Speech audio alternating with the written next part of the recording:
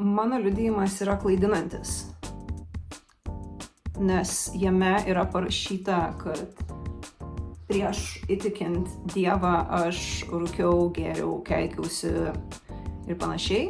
Šiaip ir ne tik, bet čia yra pagrindas, ant ko žmonės dėl kažkokių priežasčių užsiciklina, nes šiaip ten yra daugiau. Ten yra ir New Age praktikos, ir būrimai, ir meditacijos, ir joga, ir aš turiu kuo greičiau padaryti šį vaizdo įrašą, kuris yra mano įtikėjimo istorijos patikslinimas. Aš gyvenau pasaulyje.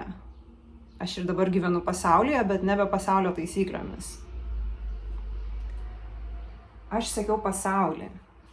Ir nuo paauglystės aš įsisupau tarp tokių žmonių, kurie vartoja svaigalus.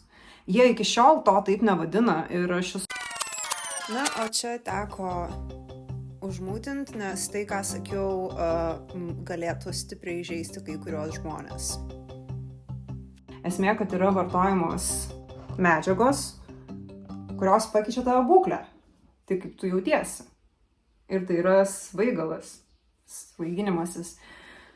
Tai nuo 14 iki 27 metų aš ieškojau tiesos. Aš pati to nesuprasdama, aš ieškojau tiesos. Nes viskas, ką aš gaudavau, aš iš karto išbandydavau. Nes aš buvau labai pasiryžusi rasti tiesą. Nors net nesupratau, kad jos ieškau. Ir aš turiu pasakyti, kad visa mano istorija ir tas visas liudijimas, kur yra postas, kuris beje surinko šiaip ten per pirmas kelias dienas, bet dabar nenoriu nieko suklaidinti, buvo iki 16 000 peržiūrų. Tai šiandien, kiek yra peržiūrų, aš net nežinau, bet kai kas nors pasidalina jį Facebook'e ir vėl taip atsitiko, aš staiga gaunu naujų kvietimų į draugus. Ir tai būna nepažįstami žmonės, bet kai aš nueinu jų, aš matau, kad jie buvo tie žmonės, kurie pasidalino Dievo žodis pasaulio šviesa postą, kuriame yra mano istorija perfrazuota. Kas yra dar viena tema, nes aš taip nerašyčiau. Aš tokio teksto nebūčiau rašius, bet to puslapio savininkė mane patikino, kad tokiu būdu daugiau žmonių skaitys ir tai suveikia. Nes pasirodo, aš turiu tokį labai kartais šiek tiek stačiokišką, tiesmukišką kalbėjimo toną, kuris dėja ne visiems patinka. Kai kuriem labai patinka, bet didžiajai žmonių daliai tai yra atmestina ir nepriimtina.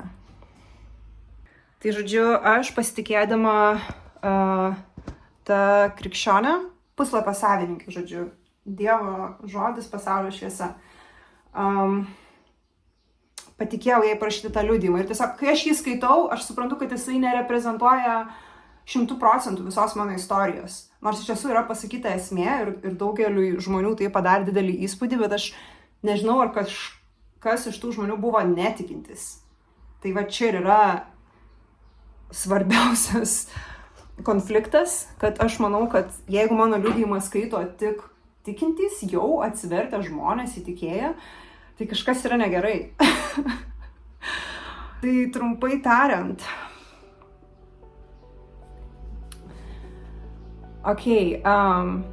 vat ir viskas. Aš turėsiu atsidėti maldai ir prašyti viešpatės išminties, nes aš nenoriu kažko plepėti, kas neneštų naudos kitiem žmonėm.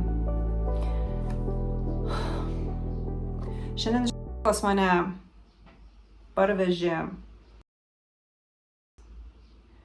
kurios gyvenime šiais metais atsitiko lūžis. Ir jinai suprato, jos kažkaip galvoje atsirado žodis dorumas. Ir dabar aš sėdžiu automobilį ir galvoju, kaip man jai paskelbti Evangeliją. Tai į priekį valandą važiavom, aš nieko jai nesakiau, bet kadangi atgal vežė ir kažkaip lyg ir nevėra ką kalbėti, lyg ir norėtųsi apie kažką giliau pakalbėti, tai aš jos paklausiau, ar galėčiau kažką apie save pasidalinti. Ir iki to, kol aš paklausiau, mes dar apie kažką kitą pasišnekėjom ir tada aš jau tiesiog dėjau tiesiai šviesiai, nes supratau, kad mano paprastą būdą paskelbti Evangeliją riboja įsitikinimas apie šitą žmogų. nors aš to žmogaus net nepažįstu, aš nežinau, kas tam žmogui patinka, kas nepatinka, bet, nu taip, iš išvaizdos, iš to, kaip žmogus kalba, tu gali nuspręsti. Bet aš nusprendžiau dabar palikti visus tos įsitikinimus nuo šaly. Ir aš jai taip ir pasakiau. Aš sakau, žinot, aš dabar pasistengsiu visus įsitikinimus palikti ir aš tiesiog jums pasakysiu tai, ko aš gyvenu, kokia yra mano istorija. Ir jinai priėmė viską nuoširdžiai. Dabar, ar jinai atgimė? Ar jinai priėmė Jėzų? Ar jinai toliau gyvens šventojoje dvasioje ir atgims? Aš nežinau. Bet ką aš padariau? Tai pasidalinau savo istoriją, tikra, ir jinai buvo susidomėjus. Kas mane iš tiesų labai nustebo, nes aš galvoju, kad jai visiškai šitas sistemas bus neįdomas, bet aš jai pasakojau ir aš taip nedrąsiai, nes aš nenoriu žmonių išgąsdinti ir nubaidyti.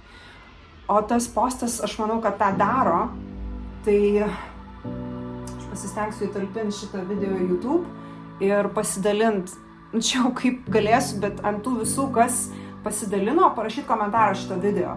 Nes čia yra labai labai svarbus papildymas. Plus tas postas yra 2022 metų. Per 3 metus aš labai stipriai pasikeičiau.